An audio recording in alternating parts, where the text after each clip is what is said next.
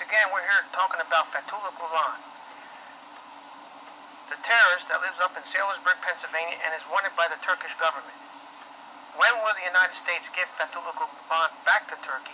Why are we harboring a terrorist in the United States?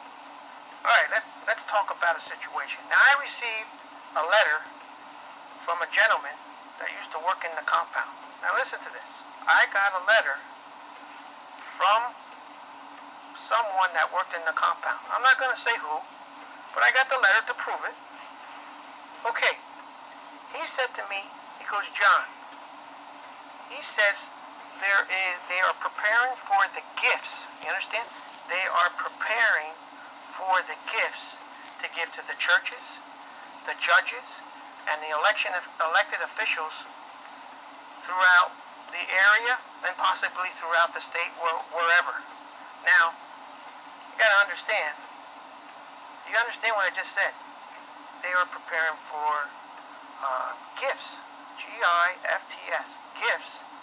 That are, when I say gifts, it could be maybe money, it could be jewelry, it could be food, it could be flowers, it could be anything.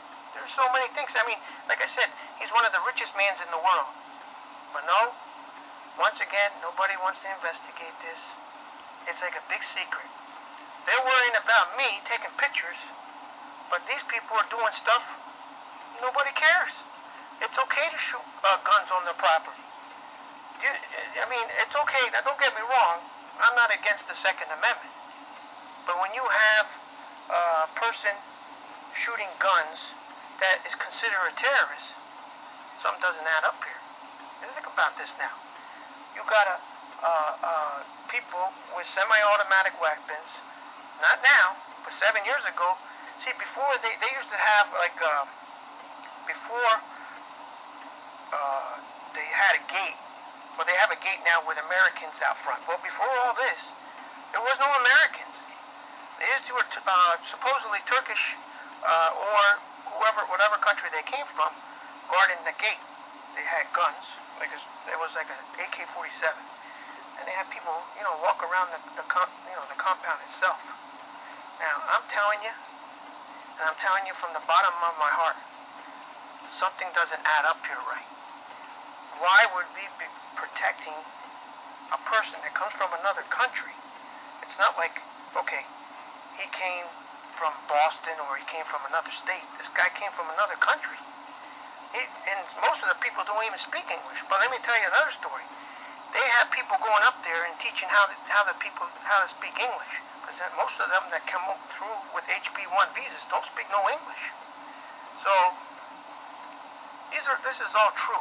But it's not, like I said, this is not a made-up story. This is not like a fairy tale story. This is all true. When I received this letter from this person that worked in the camp, he was just telling me that there's a lot of illegal activities that go on in that camp, but our government sweeps it under the carpet. Now, if you did this, or anybody throughout the United States, or even other countries did this, they probably end up going to jail. But no, Fethullah Gulen is protected by our government, by our politicians that took the money. So I'm asking Donald Trump, once you take office, you have to find out who all these people. There's over 200 congressmen that took the money from Fethullah Gulen.